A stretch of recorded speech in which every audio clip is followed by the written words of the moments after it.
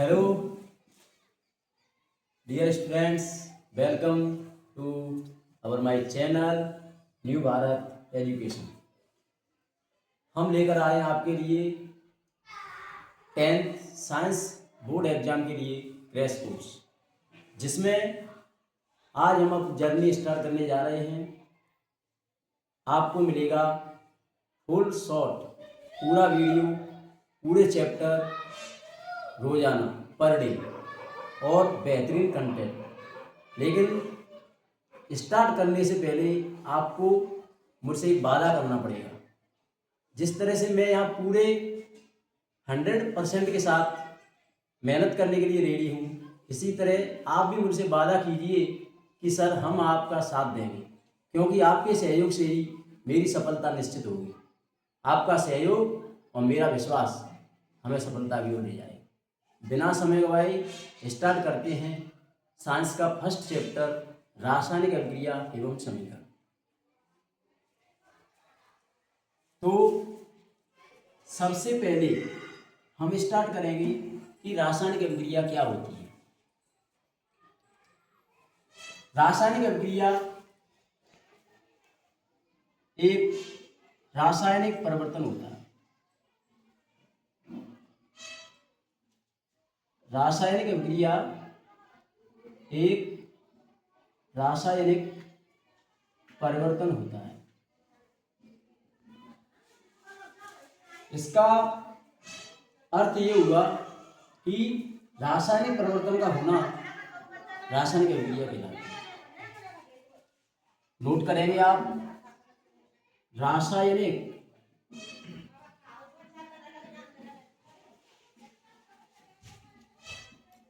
परिवर्तन,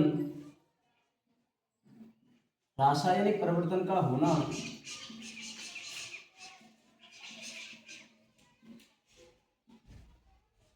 रासायनिक अभिक्रिया कहलाती। ठीक है सर, समझ में आया। लेकिन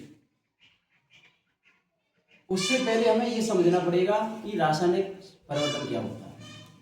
साइंस के अंदर, हमारी स्टडी के अंदर, केमिस्ट्री के अंदर दो तरह के चेंज होते हैं, दो तरह के परिवर्तन होते हैं।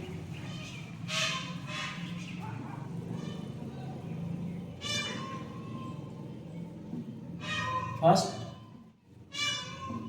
रासायनिक परिवर्तन, रासायनिक परिवर्तन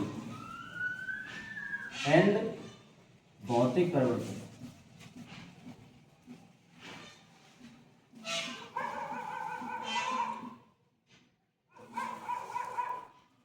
क्या होते हैं ये परिवर्तन?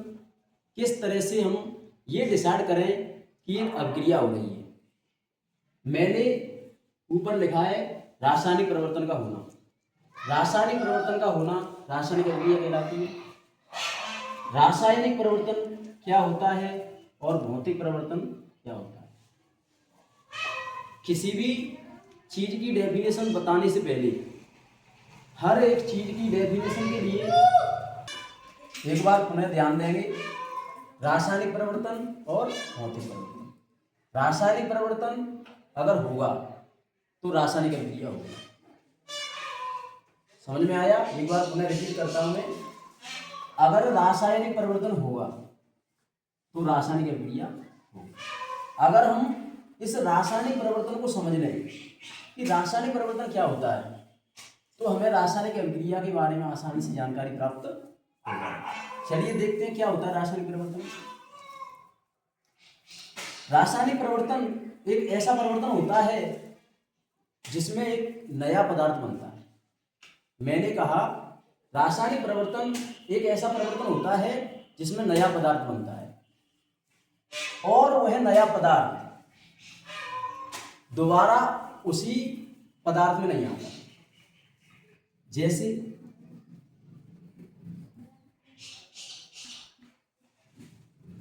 कागज का जलना,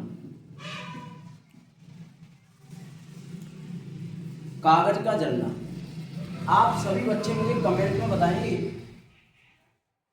क्या कागज जलकर राख बनाएगा और राख से क्या हम दोबारा कागज को प्राप्त कर सकते हैं? कमेंट में यस और नो का आंसर मुझे देखें, जरूर भेजें, जिससे मुझे भी कुछ फीडबैक मिले कि हाँ बच्चे पढ़ रहे हैं। कागज का जलना एक रासायनिक प्रवर्तन है। क्या ये रासायनिक अभिक्रिया है? बोलो। 100% डेफिनेटली ये एक रासायनिक अभिक्रिया है। क्यों? क्योंकि कागज एक नए पदार्थ में बना है राख, और राख से हम दोबारा नया पदार्थ नहीं बना सकते। तो इसमें क्या होता है? नया पदार्थ बनता है, नया पदार्थ बनता है। जी सर, समझ में आया। रासायनिक अभिक्रिया या रासायनिक परिवर्तन ऐसा परिवर्तन जिसमें नया पदार्थ बनता है। नया पदार्थ दोबारा पूर्व वाली स्थिति में नहीं आएगा। इसी पॉइंट को आप ध्यान में रखो, बस इसी पॉइंट से सारे कंसेप्ट क्लियर हो जाएंगे। रासायनिक परिवर्तन में क्या हो रहा है? एक नया पदार्थ बनता है। जैसे एक और एग्जांपल देकर मैं समझाना चाहूंगा। दूध का दही में बदलना।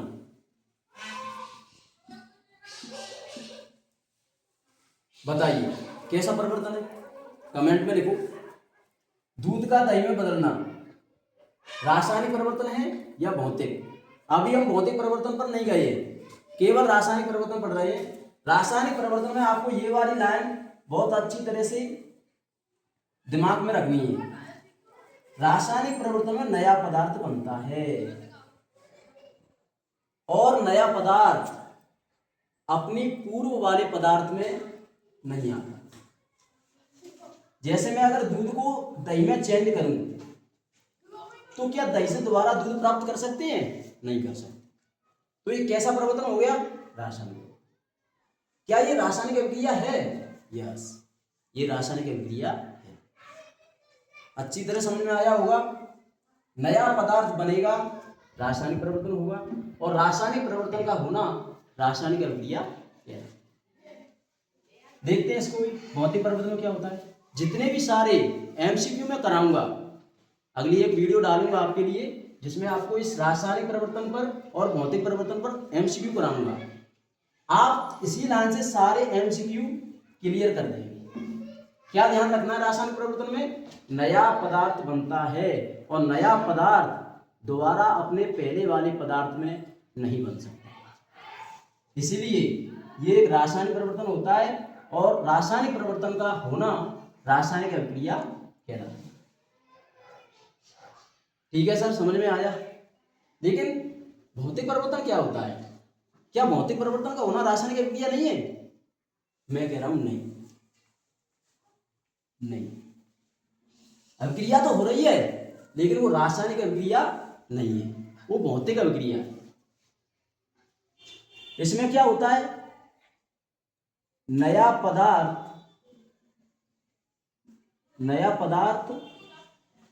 नहीं बनता,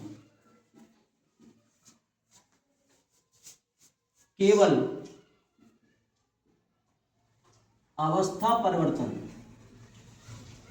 केवल अवस्था परिवर्तन, केवल अवस्था परिवर्तन होता है। अवस्था क्या होता है? पदार्थ की कितनी अवस्थाएं होती हैं? 3, ठोस, द्रव, गैस। ठोस, द्रव, गैस। इसमें क्या ध्यान रखेंगे? ये वाली नया पदार्थ नहीं बनता है, केवल इस पे ध्यान देंगे। केवल, ओनली, केवल अवस्था परिवर्तन होता है। कोई पदार्थ है, ठोस होगा, वो द्रव में चेंज हो जाएगा, लिक्विड में, और गैस में, गैस से द्रव में, द्रव से ठोस में। इस तरह से कोई नया पदार्थ नहीं बनेगा। तो ये कैसा परिवर्तन होगा? भौतिक परिवर्तन। जैसे पानी, पानी को हमने क्या कर दिया? गर्म कर दिया। क्या कर दिया? गर्म कर दिया। किस में बदलेगा? गैस में। अगर इस गैस को क्या कर दें? ठंडा, क्या बन जाएगा? बर्फ। गैस को अगर ठंडा कर दें, संपीड़ित कर दें, तो गैस किस में बदल जाएगी? द्रव में। द्रव में क्या कर दें? संपीड़ित। और इस द्रव को क्या करते हैं? ठंडा। ये किस में बदल जाएगा? ठोस में। तो देखो, केवल अवस्था चेंज हो रही है। पानी को गर्म किया, गैस में उसका परिवर्तन हो गया। लेकिन अगर गैस को दबाएंगे, संपीड़ित करेंगे, तो वो द्रव में परिवर्तित होगी। और अगर द्रव को हम ठंडा करेंगे, पानी को अगर ठंडा करेंगे, फ्रिज में ले जाकर रखेंगे, तो पानी किस में बदल जाता है? ठोस। ठोस क्या होता है? बर्फ। अच्छी तरह समझ में आया होगा। भौतिक परिवर्तन में केवल अवस्था परिवर्तन होता है। ठोस, द्रव, गैस। ठोस से द्रव में, द्रव से गैस में। दूसरा एग्जांपल अगर हम लें, जैसे मोम का पिघलना। मोम का पिघलना, मेरी बात को नोट करना। मोम का पिघलना, ना कि मोमबत्ती का। मोम का पिघलना। मोम को अगर हम गर्म करेंगे तो वो लिक्विड में आ जाएगा, द्रव हो जाएगा। लेकिन जैसे ही उसका टेम्परेचर कम हो जाएगा, लो, वो पुनः किस में बदल जाएगा? ठोस। और अगर इसको हम गर्म कर देंगे, मोम को, तो क्या हो जाएगा? यानी ठोस, द्रव, द्रव, ठोस। इस तरह से केवल अवस्था परिवर्तन होता है, उसे भौतिक परिवर्तन। और अगर नया पदार्थ बनता है तो उसे रासायनिक परिवर्तन। आप स्क्रीनशॉट ले लो, मैं थोड़ा साइड में गया।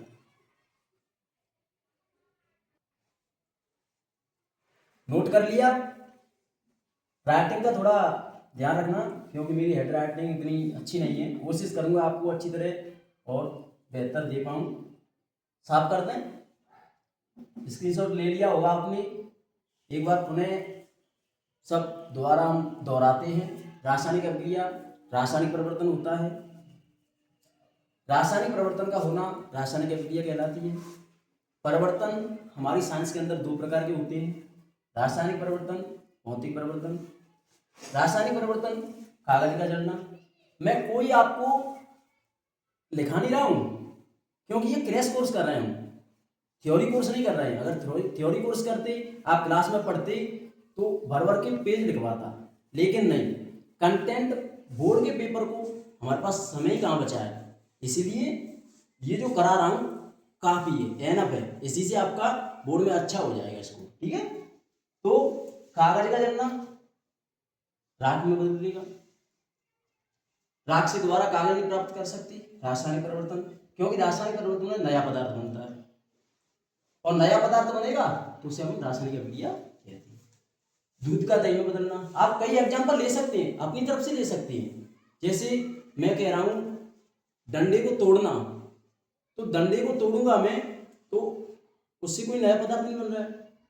सिंपल सी बात है, केवल क्या है, वो टूट रहा है, टूट के उसके टुकड़े ही तो हो गए, कोई नया पदार्थ नहीं बना। तो सिंपल सी बात है, वो भौतिक परिवर्तन। लेकिन अगर मैं उस डंडे को क्या कर दूं, जला दूं, तो क्या बनेगा, राख। और राख से मैं पुनः दोबारा डंडा नहीं बना सकता, इसलिए वो कैसा परिवर्तन हो गया, रासायनिक परिवर्तन। आया होगा समझ में? इसको साफ करते हैं, आगे बढ़ते हैं।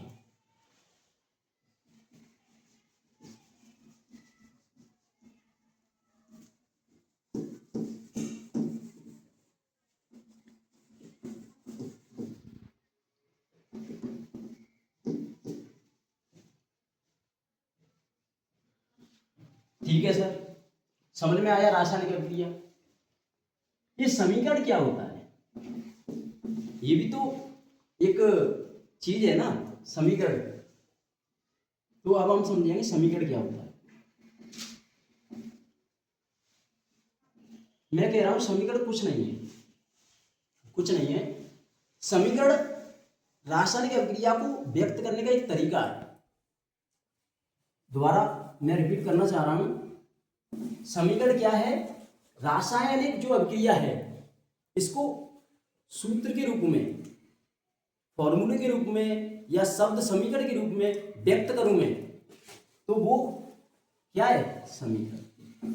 यानी जिससे रासायनिक अभिक्रिया व्यक्त की जाती है, प्रदर्शित की जाती है कि हाँ ये रासायनिक अभिक्रिया है, तो उसे हम कहते हैं रासायनिक समीकरण।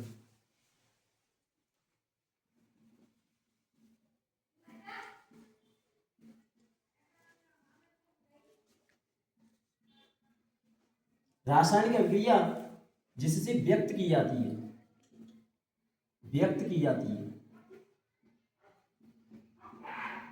व्यक्त की जाती है, उसे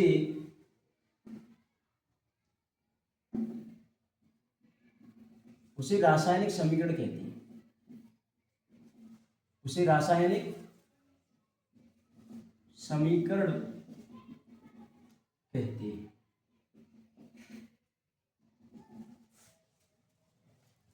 जैसे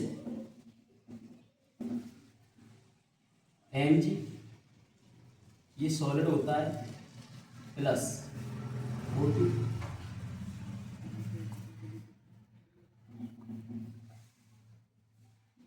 ये गैस होती है MgO। देखिए मैग्नीशियम ऑक्सीजन, मैग्नीशियम ऑक्साइड, ठीक है सर। मैग्नीशियम क्या है? शुद्ध। किसका? मैग्नीशियम का। ऑक्सीजन क्या है? शुद्ध। किसका? ऑक्सीजन का। मैग्नीशियम ऑक्साइड क्या है? शुद्ध। Magnesium oxide. तो हम कर क्या रहे हैं?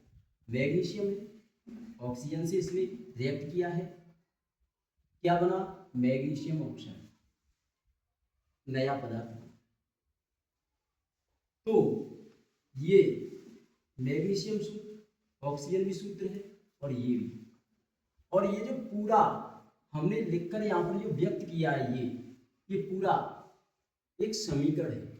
क्या है? समीकरण, जिसमें ये बताया गया है कि रासायनिक अभिक्रिया में मैग्नीशियम और ऑक्सीजन आपस में अभिक्रिया करके मैग्नीशियम ऑक्साइड बनाते हैं, जिससे ये पता चलता है कि यहाँ पर एक रासायनिक अभिक्रिया हो रही है। अगर मैं इन सब चीजों को शब्दों के रूप में लिख दूं, मैग्नीशियम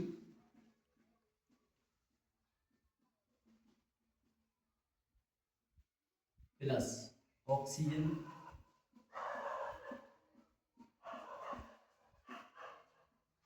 क्या बना?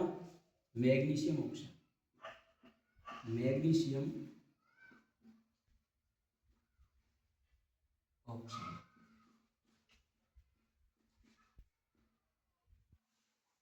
देखिए ये मैग्नीशियम का सूत्र है, इसलिए ये जो ऊपर है ना, ये सूत्र समीकरण है। ये क्या है?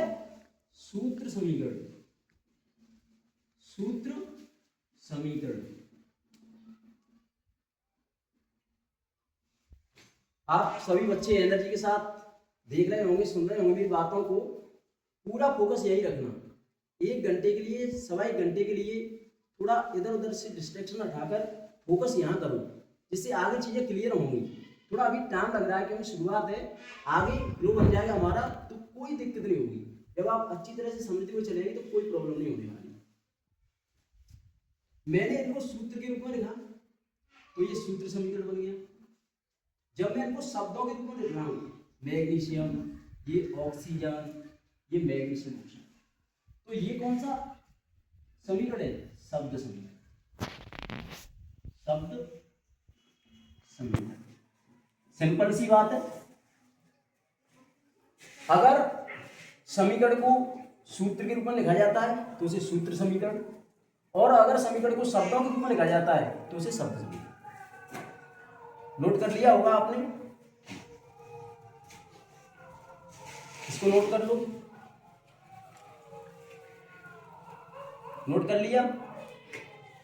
रासायनिक, ये क्या हम पढ़ रहे हैं? रासायनिक अभिक्रिया। ये संपूर्ण, ये पूरी क्या है? एक रासायनिक अभिक्रिया। दो चीजें और आती हैं, अभिकारक।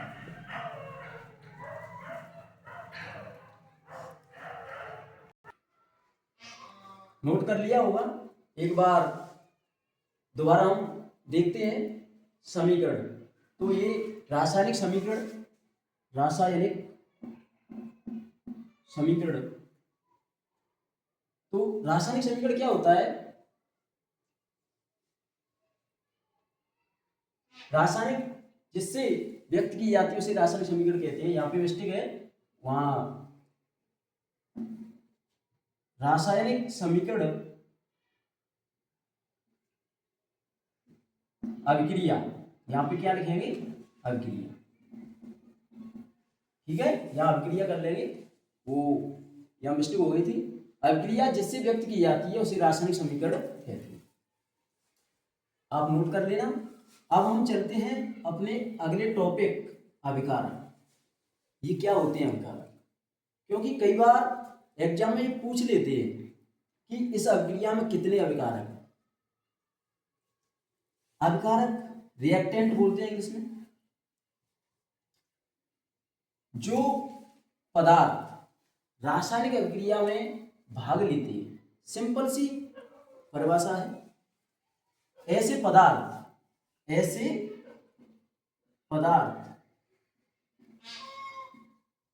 जो रासायनिक अभिक्रिया में भाग लेती है,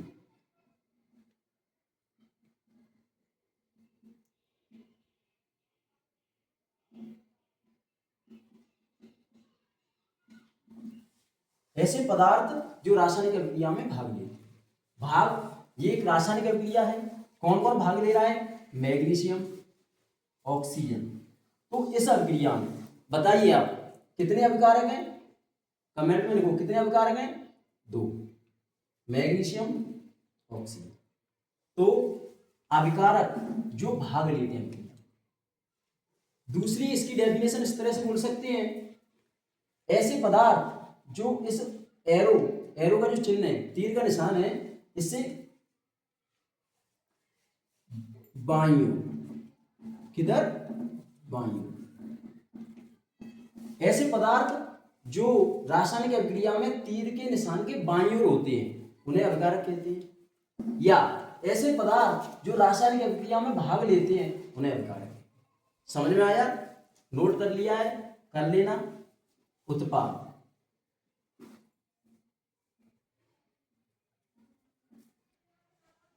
ऐसे पदार्थ जो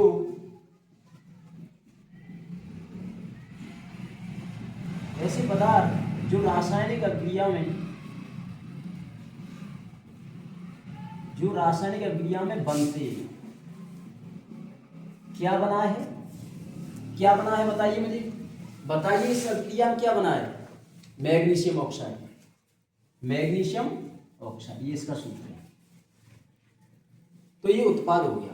2 से ज्यादा भी हो सकते हैं, आगे आएंगे अभिक्रिया, इसमें 2 से ज्यादा भी हो सकते हैं। तो उत्पाद की डेफिनेशन 2 बनेगी।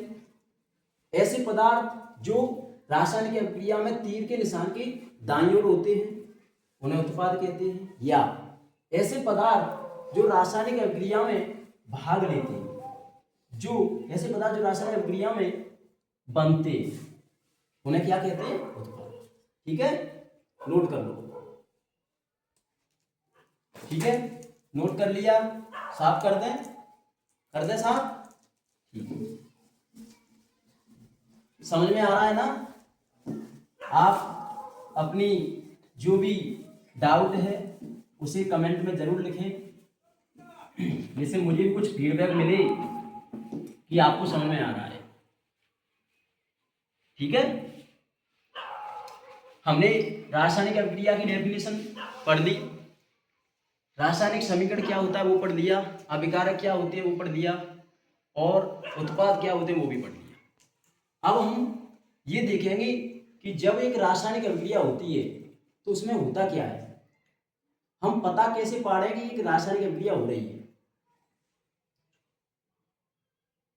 तो जब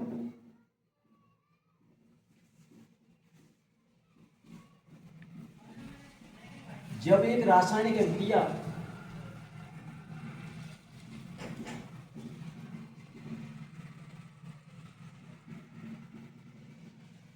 होती है तो निम्न परिवर्तन होती है। जब एक रासायनिक अभिक्रिया होती है तो क्या क्या होता है उसे मैं नोट करा रहा हूं, आप नोट कर लेना, क्योंकि कई बार वो पूछ भी सकता है कि एक रासायनिक अभिक्रिया होती है तो क्या होता है। पहला पॉइंट, रंग में परिवर्तन। और इन पॉइंट्स को आप रासायनिक जो परिवर्तन मैंने पढ़ाया था उससे निकाल सकते हैं। कैसे? जैसे कागज था ना, कागज को हमने क्या किया था, जलाया, क्या बना था, राख बना था। अब मुझे बताइए, कागज का रंग पहले कैसा था, व्हाइट रहा होगा, जलने के बाद में उसका रंग बदल गया कि नहीं बदल गया? बदल गया। तो रंग बदलता है। दूसरा,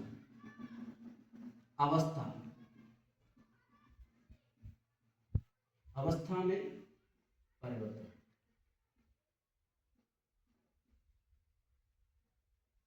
अवस्था चेंज होती है, सिंपल सी बात है। अवस्था कैसे चेंज होगी? जैसे कोई चीज ठोस है, मोमबत्ती को हम पिघलाएंगे तो उसका मोम द्रव में बदल जाएगा, अवस्था चेंज हो रही है। मैंने बोला मोमबत्ती, मोम नहीं, मोम का पिघलना भौतिक परिवर्तन होता है, मोमबत्ती का पिघलना रासायनिक परिवर्तन होता है। कैसे? मोमबत्ती,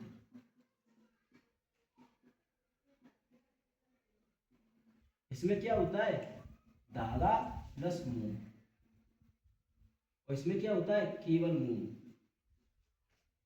समझ में आ गया? क्या?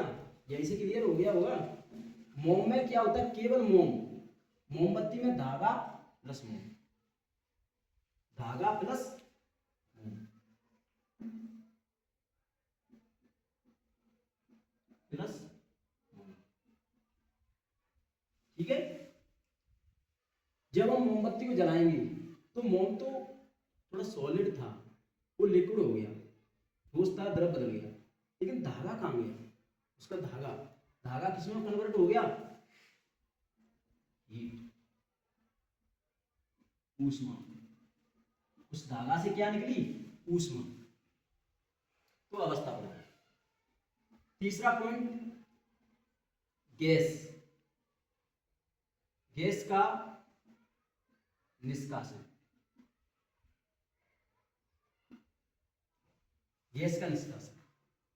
जैसे हम सेकंड चैप्टर में पढ़ेंगे कि जब अम्ल को धातु की अभिक्रिया कराई जाती है, जब अम्ल में धातु डाला जाता है तो हाइड्रोजन गैस निकलती है, कहीं कहीं कार्बन डाइऑक्साइड गैस निकलती है, हम श्वसन करते हैं, कार्बन डाइऑक्साइड गैस रिलीज करते हैं, तो श्वसन करना भी एक रासायनिक अभिक्रिया है।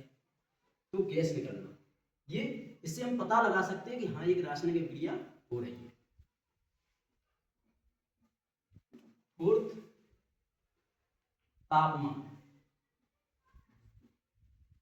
तापमान में फर्क। ये चार परिवर्तन होते हैं जब एक रासायनिक अभिक्रिया होती है। नोट कर लो अच्छी तरह से, ठीक है।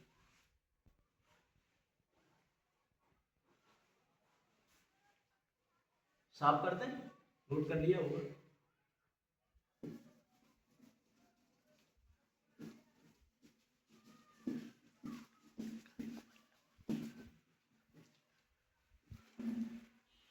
ठीक है, देखिए अब हम अपने मेन जो स्टोरी है इस पार्ट की उस पर आते हैं।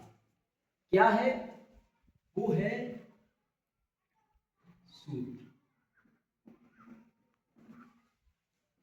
कई बच्चे ऐसे होते हैं जिनको समीकरण याद करने में थोड़ी प्रॉब्लम होती है, सूत्र याद नहीं रहते सर, हम सूत्र भूल जाते हैं। उसके लिए मैं आपको थोड़ा 10 मिनट ओनली फॉर 5 मिनट का थोड़ा एक्स्ट्रा टाइम लगेगा, जिस वजह से आपको थोड़ा वेट करना पड़ सकता है। तो आप साथ ही साथ नोट करें, एक तरफ लिखेंगे तत्व और एक तरफ लिखेंगे प्रतीक।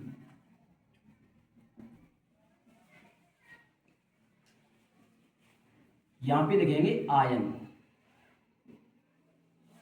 मैं ये जो चीजें लिखा रहा हूं बहुत अच्छी तरह से आपको लर्न होनी चाहिए, क्योंकि सारे समीकरण केमिस्ट्री के अंदर यहां से लेकर 12th तक पूरे समीकरण यहीं से बनते हैं, सब सूत्र यहीं से बनते हैं। आयन बहुत अच्छी तरह आपको पता होना चाहिए। जैसे लिथियम, पोटेशियम,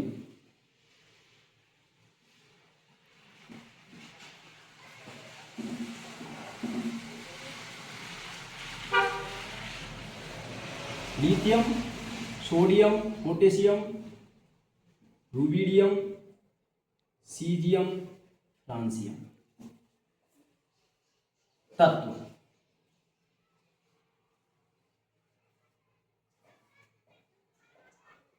आयन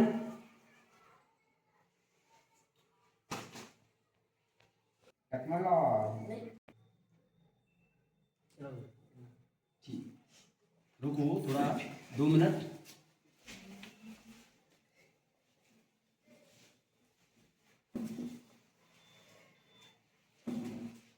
देखिए यहां पे कुछ तत्व लिख रहा हूं मैं, जो आपको बहुत अच्छी तरह से याद होनी चाहिए। इनसे हम किसी भी सूत्र को फॉर्मेशन कर सकते हैं, सूत्र का निर्माण कर सकते हैं। कोई भी सूत्र जिसपे आप उंगली रख दो वही सूत्र।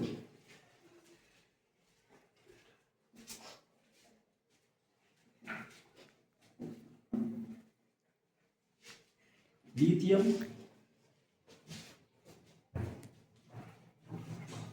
रब से lithium, sodium, potassium, rubidium, caesium और फ्रांसियम। मैं कह रहा हूं ये होते हैं +1। क्या होते हैं ये? +1। बेटा मांगे कन्या सुंदर बाप राजी, ये होते हैं +2। क्या होते हैं? +2। ये होते हैं +1।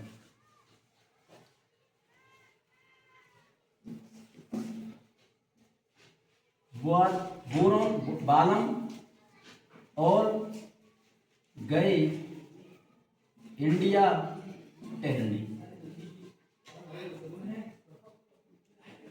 बालम और गए इंडिया टहलने, ये होते हैं +3। क्या होते हैं ये? +3। कब से गए सनम पंजाब, ये होते हैं +4। ये आपको अच्छी तरह से याद होने चाहिए।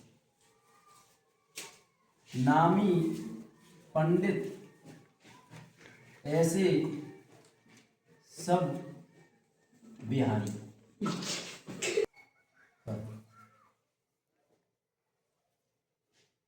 +5 ओ सही से ही हो। ये क्या होते हैं? ये +6 के होते हैं, लेकिन शो क्या करते हैं? -2। इसको भी शो करते हैं। फिर fluorine, chlorine, bromine, iodine, STD, ये होते हैं -1। -1। अभी आपको लग रहा होगा कि सर ने ये क्या स्टार्ट कर दिया, लेकिन मैं कह रहा हूं पूरी केमिस्ट्री 10th से लेकर 12th तक सब सूत्र यही कंप्लीट कराने वाला हूं 5 मिनट के अंदर। ओनली 5 मिनट के अंदर आप जिस समीकरण पर, जिस सूत्र पर हाथ रख देंगे उसका समीकरण दो। केवल 5 मिनट यहाँ ध्यान दो, इन आयंस को, इन प्रतीक को समझते हुए चलिए।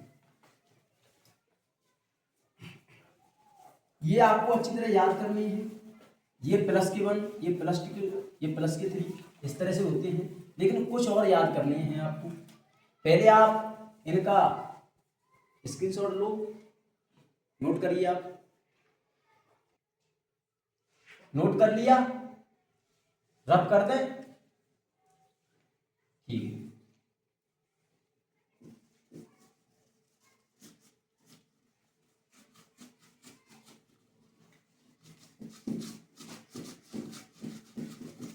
ये जो मैंने लिखा है आपको प्रतीक, उनमें ही कुछ और ऐड करने हैं जिनके मैं सूत्र सहित नाम लिख रहा हूं।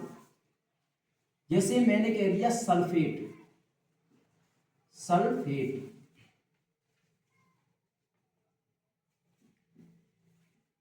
सूत्र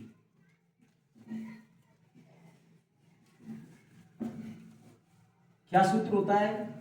SO4 2- hydroxide,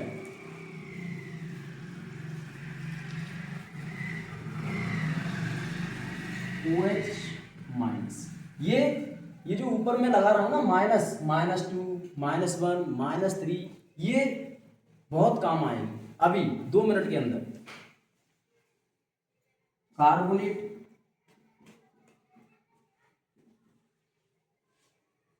CO3 2-, nitrate, NO3-, oxide,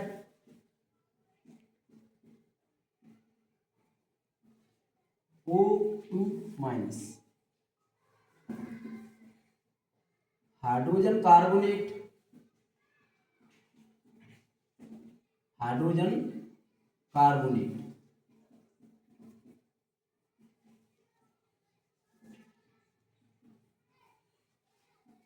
hydrogen carbonate, इसका क्या होता है? HCO3-। Sulphate SO4 2-, hydroxide OH-, carbonate CO3-, nitrate NO3-। ये जो आपको सूत्र याद करने हैं, ये अगर ये याद नहीं होंगे तो फिर थोड़ी प्रॉब्लम हो सकती है समझने में। आपको अच्छी तरह से याद करनी है, फिर मैं आपको बताऊंगा कि किस तरह से सूत्र बनाते हैं, किस तरह से। कुछ रटना नहीं है, रटना तो है ही नहीं, सब समझना है, बस ये रटना है। इनको रटो और सभी सूत्र आपकी मुट्ठी में।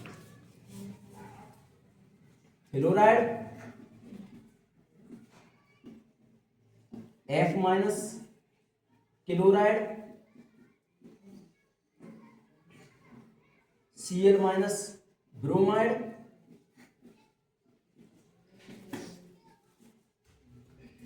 Br-, नाइट्रेट, ऊपर नाइट्रेट था, nitrate NO2-, cyanide, cyanide CN-, acetate, acetate CH3COO-। आपके लिए एनफ है, आपके लिए एनफ है, फिर भी आपको PDF के रूप में मैं आपको सेंड कर दूंगा, भेज दूंगा पूरे नोट्स आयन के, पूरा एक चार्ट बना के मैं आपको PDF फॉर्मेट में भेज दूंगा। आप इसको नोट कर लीजिए।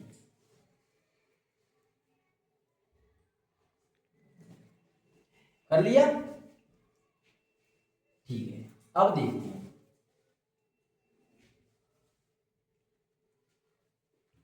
मैंने कहा सोडियम सल्फेट, सोडियम सल्फेट,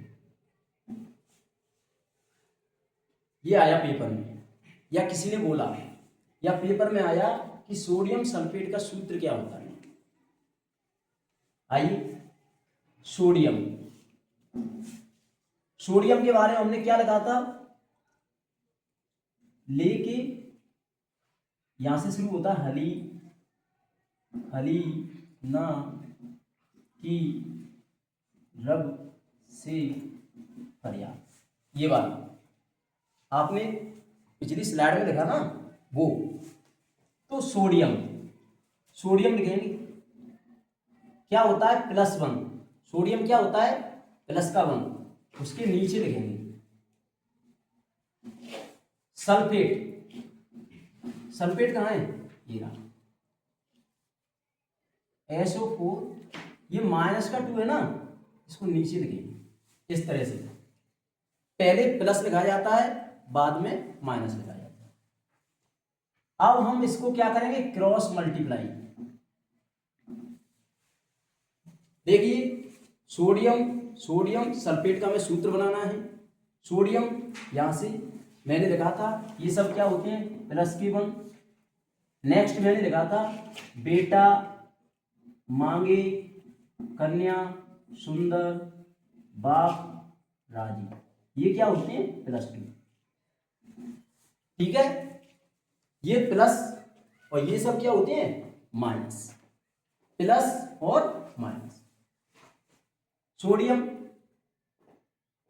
इसका इसके साथ क्रॉस मल्टीप्लाई, Na2, इस एक का इसके साथ SO4, ये बन गया सोडियम सल्फेट।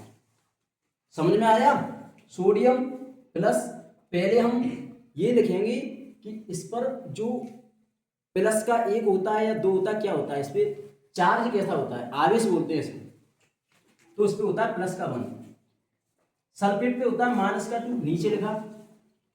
इस तरह से क्रॉस मल्टीप्लाई करते हैं, पहले प्लस को लिखते हैं बाद में माइनस। मैंने कहा मैग्नीशियम सल्फेट, मैग्नीशियम सल्फेट,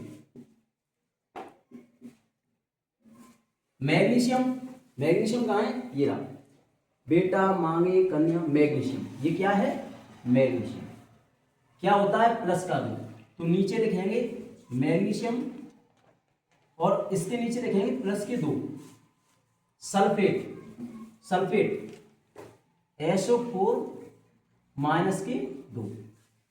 अब आप बताइए क्या ये प्लस माइनस बराबर है, इक्वल है, इक्वल है तो उनको हम काट देंगे और सीधा हम इनको ऐड कर देंगे, MgSO4, ये बन गया मैग्नीशियम सल्फेट। दोबारा सुनेंगे, हमें सूत्र लिखना है मैग्नीशियम सल्फेट का।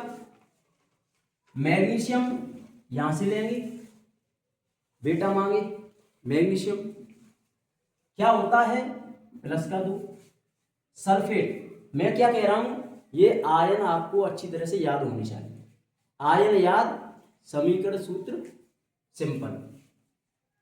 सल्फेट क्या होता है, -2, इक्वल है ना, बराबर है ना, तो उनको हम काट देंगे और इनको ऐड कर देंगे, MgSO4। अब आप बताइए, अब आप बताइए, आप अपनी तरफ से बनाइए। जैसे हमें बनाना है पोटेशियम क्लोराइड, क्या बनाना है, पोटेशियम क्लोराइड। सभी बच्चे अच्छी तरह से यहीं फोकस रहेंगे। पोटेशियम, ये रहा के क्या होता है, पोटेशियम के, ये प्लस का एक होता है ना, ये वाली लाइन क्या होती है, +1, तो इसके नीचे लिखेंगे +1। क्लोराइड ये माइनस में देखिए आप, कहाँ है क्लोराइड, ये रहा, ओके, क्लोराइड ये रहा, Cl लिखेंगे और नीचे माइनस का 1, देखो बराबर है ना, हट गए, सीधा सीधा ऐड करेंगे, KCl, पोटेशियम क्लोराइड। समझ में आया?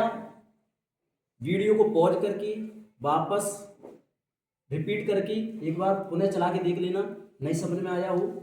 एक और समझाता हूं मैं आपको। सर हमें बनाना है sodium hydroxide, sodium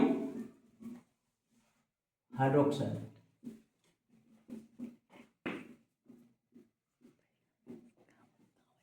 sodium, sodium ये रहा सोडियम, नीचे लिखेंगे सोडियम, और इसके नीचे हम लिखेंगे जो मैंने पिछली स्लाइड में लिखाया था आपको, +1 +2 +3 +4, वो कहाँ लिखेंगे, नीचे। ये माइनस की भी कहाँ लिखेंगे, नीचे। तो सोडियम, ये सोडियम है, इनके पूरा जो एलिमेंट होते हैं उनको मैं सब PDF फॉर्मेट में आपको सेंड कर दूंगा। सोडियम +1 हाइड्रोक्साइड, देखिए आपको ये याद करने हैं अच्छी तरह से, ये रहा हाइड्रोक्साइड, OH -1, क्योंकि ये माइनस लगाए ना इसका मतलब 1, माइनस लगाए ना इसका मतलब 1, ये हम 1 काउंट करेंगे, ठीक है, -1 तो ये कट गया, इक्वल है ना, इक्वल है तो हमें काटना है, NaOH, सोडियम हाइड्रोक्साइड। उम्मीद करता हूं आप सूत्र बनाना सीख चुके होंगे। अब हम आगे बढ़ते हैं, नोट कर लिया, ठीक है, साफ करते हैं इसको और अपना आगे बढ़ते हैं। समझ में आ गया ना? अगर समझ में आ गया है तो मुझे कहने की जरूरत नहीं है आपको क्या करना है, क्योंकि आपका सहयोग मेरी सफलता।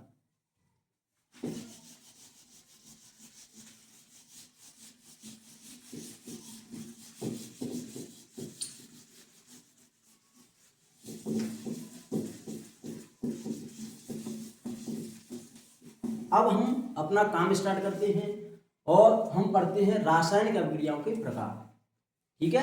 तो बस एक 20 मिनट का टाइम और लगेगा, रासायनिक अभिक्रियाएं फिनिश हो जाएंगी, उसके बाद ये चैप्टर एंड हो जाएगा। तो आप अगली हेडिंग लगा सकते हैं। मैं एक बार और क्लियर कर देना चाहता हूं कि ये हम क्रैश कोर्स पढ़ रहे हैं, इसमें अभी बहुत सी ऐसी बातें हैं जो नहीं बोली हैं, नहीं बता पाई हैं, जैसे हम द्रव्यमान संरक्षण का नियम क्यों लागू करते हैं, तो वो बोर्ड के लेवल से थोड़ा बाहर है। जितना मैं करा रहा हूँ 100% कोई प्रॉब्लम नहीं होने वाली है आपको बोर्ड के एग्जाम में, ठीक है।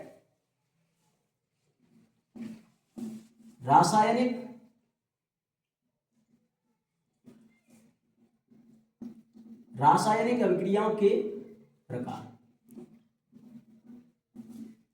साथ में पेन कॉपी लेकर बैठना, समझते हुए चलना। पहली हमारी जो अभिक्रिया है वो है संयोजन अभिक्रिया, संयोजन अभिक्रिया।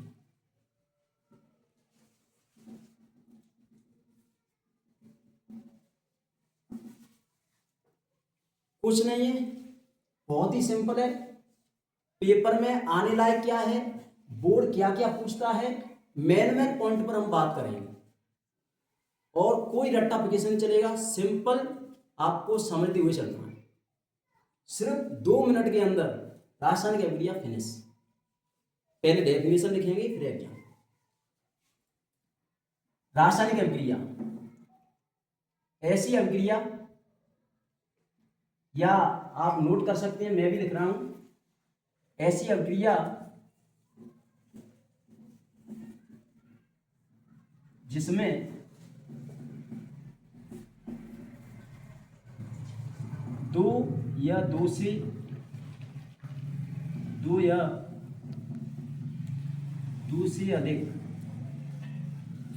से अधिक अभिकारक मिलकर एकल उत्पाद का निर्माण करती हैं। एकल उत्पाद का निर्माण करते हैं। ठीक है, कुछ नहीं है, डेफिनेशन में कुछ नहीं रखा है, बस आपको याद करना है, समझाना भी कुछ नहीं है। ऐसी अभिक्रिया जिसमें दो अभिकारक, मेन काम क्या है उसे समझो। वो पूछता है कि रासायनिक अभिक्रिया किसे कहते हैं, 2 एग्जाम्पल दीजिए। अब जब एग्जामिनर माइंड से खेल रहा है तो हमें भी माइंड से खेलना पड़ेगा। कैसे? अगर वो सिंपल पूछता है कि रासायनिक अभिक्रिया किसे कहते हैं, एग्जाम्पल दीजिए, तो क्या जो डिफिकल्ट एग्जाम है, डिफिकल्ट जो सूत्र हैं उनका एग्जाम्पल दोगे? नहीं, सिंपल क्या, C+O2 मिलकर क्या बनाया, CO2। H2+O2 मिलकर क्या बनाया, जल। अगर ये डिपेंड करता है कि एग्जामिनर ने सवाल किस तरह से पूछा है। देखो, 2 अभिकारक है ना, ये अभिकारक है ना, ये मिलकर CO2 बना रहे हैं, कार्बन डाइऑक्साइड गैस। इतना तो आप जानते होंगे। हाइड्रोजन ऑक्सीजन क्या बना रहे हैं, जल। अगर वो सिंपल ये पूछता है कि संयोजन अभिक्रिया किसे कहते हैं, एग्जाम्पल दीजिए, तो ये सिंपल दो ना, ये जो आसान हो जाएगा ना बताने में भी। लेकिन CBSE NCERT बुक में क्या दिया है, पूछता कहां से, ये बात।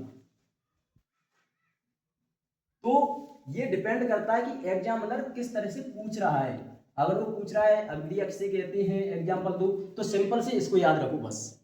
अगर वो अंदर गहराई से पूछता है तो वो यहां से पूछेगा, मैं बता रहा हूं कहां से पूछेगा, वहीं से पूछेगा और कहीं नहीं घूमेगा। CaO plus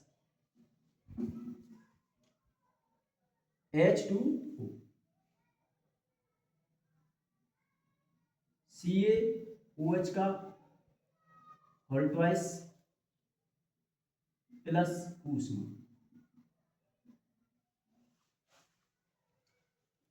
Ca calcium, oxygen, oxide. अगर किसी से ऑक्सीजन जुड़ती है तो ऑक्साइड बनता है, अगर किसी से OH जुड़ती है तो हाइड्रोक्साइड बनता है। OH जुड़ा है ना यहाँ, ये कैल्शियम, ये हाइड्रोक्साइड। सर ये समझ नहीं आया, ये सूत्र कैसे बना है? क्योंकि कभी तो हम लिखते हैं NaOH, इसमें 2 नहीं लगाते, लेकिन कभी हम लिखते हैं CaOH का होल ट्वाइस।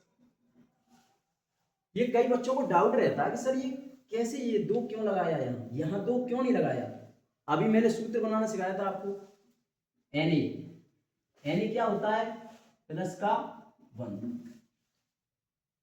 OH क्या होता है, OH माइनस का 1। सिंपल कट गया इसलिए ये लिख गया। ठीक है। कैल्शियम क्या होता है, Ca प्लस का 2, OH माइनस का 1। ये इसके साथ जाएगा, ये इसके साथ जाएगा। Ca देखो, Ca 1 से मल्टीप्लाई कर रहे हैं, 1 OH का 1, इस तरह से बना। ठीक है, ये मैंने पिछली स्लाइड में आपको समझाया। ठीक है, अब इसमें क्या ध्यान रखना है वो समझो। सिर्फ 2 लाइनें ध्यान रखनी है। संयोजन अभिक्रिया हम पढ़ रहे हैं, सिंपल एग्जांपल ये है, थोड़ा यहां से पूछेगा एग्जाम्पल। इसको क्या बोलते हैं,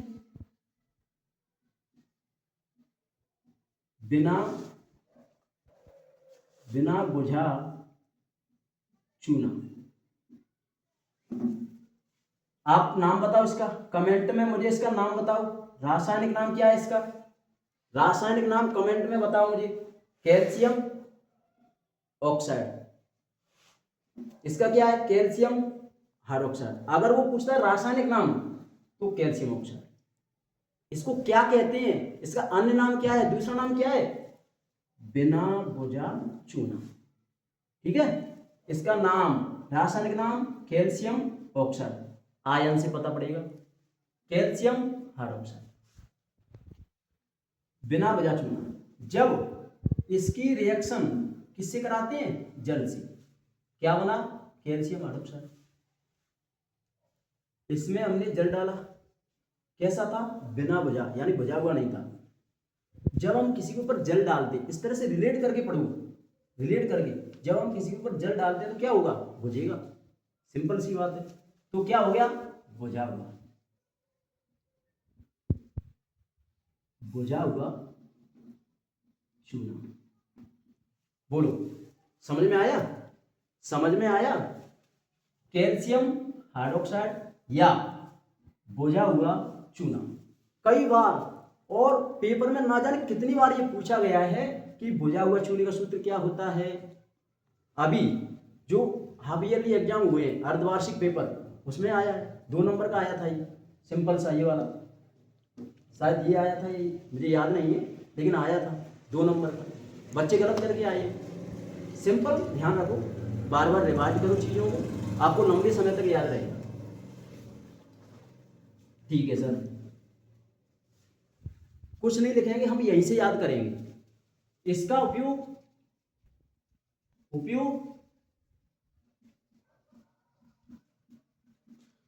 दीवारों पर सफेदी करने के लिए, दीवारों पर सफेदी करने की बताइए, सिंपल सी बात है। ये जो हम बाजार से लेकर आते हैं वो चूना होता है, जिसको हम अपनी भाषा में क्या बोलते हैं, कैल्शियम ऑक्साइड या बिना वजह चूना। इसमें पानी डालते हैं, बुझा हुआ चूना, कैल्शियम हाइड्रोक्साइड। ये जो विलयन बनता है ना, पानी डालने के बाद जो घोल बनता है, घोल, वो है बिना बुझा हुआ चूना। और इसको हम क्या करते हैं, दीवारों पर, सब जानते हैं, सब बच्चे दीवारों पर सफेदी करते हैं। ठीक है, अच्छी तरह माइंड में सेट करो, थोड़ा न्यूट्रल हो जाओ पढ़ाई के प्रति और समझते हुए चलो। ये क्लियर हो गया। अब आपको क्या करना है, इसको ही ध्यान रखो, कैल्शियम ऑक्साइड अभिक्रिया, कैल्शियम हाइड्रोक्साइड बना, इसको बुझा हुआ चूना कहते हैं। इसका उपयोग दीवारों पर सफेद करने के लिए किया जाता है, सिंपल सी बात है। पेपर में किस तरह से पूछता है, यहाँ पे कैल्शियम ऑक्साइड लिया, जल के साथ अभिक्रिया बताइए, या एक्स का नाम बताइए, एक्स का नाम बताइए, सिंपल सी बात है। आपको ये पूरी रिएक्शन अच्छी तरह से याद होनी चाहिए। ठीक है, आगे जब हमने दीवारों पर सफेदी कर दी, उसके बाद क्या होता है, कैल्शियम हाइड्रोक्साइड ये क्या करता है, CO2 से अभिक्रिया कर लेता है। किससे अभिक्रिया कर लेता है, CO2 से। क्या बनाता है, CaCO3 प्लस जल। ठीक है, ये क्या है सर, बुझा हुआ चूना, ये बुझा हुआ चूना। और क्या है, कैल्शियम हाइड्रोक्साइड। सर ये कार्बन डाइऑक्साइड गैस से अभिक्रिया। अब वो घुमाएगा, पूछेगा, एक पदार्थ X है, उसे जल में डाला गया तो पदार्थ B बना और ऊष्मा निकली। इस पदार्थ B का उपयोग दीवारों पर सफेदी करने के लिए किया जाता है। तो आपको हिंट मिली कि दीवारों पर सफेदी करने के लिए किसका उपयोग किया जाता है, हमें तो याद है, कैल्शियम हाइड्रोक्साइड, कैल्शियम हाइड्रोक्साइड। तो आप यहां से निकाल सकते हैं आंसर, वो देगा आपको, हिंट देगा। कैल्शियम हाइड्रोक्साइड कार्बन डाइऑक्साइड से अभिक्रिया करके कैल्शियम कार्बोनेट। देखो ये कैल्शियम और CO3-2 क्या लिखाया था, कार्बोनेट। तो ये कुछ याद नहीं करना है आपको, जो पिछली स्लाइड में जो आयन लिखाए थे वो याद करना। सर बुझे हुए चूने से कार्बन डाइऑक्साइड अभिक्रिया करके क्या बनाती है, कैल्शियम कार्बोनेट। इसे संगमरमर भी कहते हैं, संगमरमर। मरमर। ठीक है सर। इससे क्या आती है, इससे दीवारों पर क्या आती है, इससे दीवारों पर चमक, दीवारों पर चमक कई बार पूछा गया है। ठीक है, तो अच्छा यहाँ पे एकदम क्लियर होना चाहिए आपको, कैल्शियम कार्बोनेट है। ये सूत्र कैसे याद करने हैं मैंने बता दिया, ये कैल्शियम और आयन लिखाया, कैल्शियम कार्बोनेट, संगमरमर भी बोलते हैं। इससे दीवारों पर क्या आ जाती है, चमक। चमक कैसे आती है, जब ये बुझा हुआ चूना कार्बन डाइऑक्साइड गैस से क्या करता है, अभिक्रिया करता है, तो कैल्शियम कार्बोनेट बनता है, जिससे दीवारों पर चमक आ जाती है। आपको उसके, आप इसको एक लाइन में भी देख सकते हैं। इसको जब आप पेपर में करेंगे ना, तो पूरी एक लैंग्वेज के हिसाब से इसको आप देख सकते हैं। शॉर्टकट सिंपल आपको इस तरह से याद रखना। ठीक है, तो टाइम थोड़ा ज़्यादा हो गया है, और हमारे कैमरामैन भाई साहब हैं, उनको थोड़ी ना कहीं पे जाना है तो प्रॉब्लम भी है। आगे कल 30 मिनट की वीडियो और बनेगी, ये चैप्टर आपका एकदम क्लियर हो जाएगा। ठीक है, थैंक यू सो मच।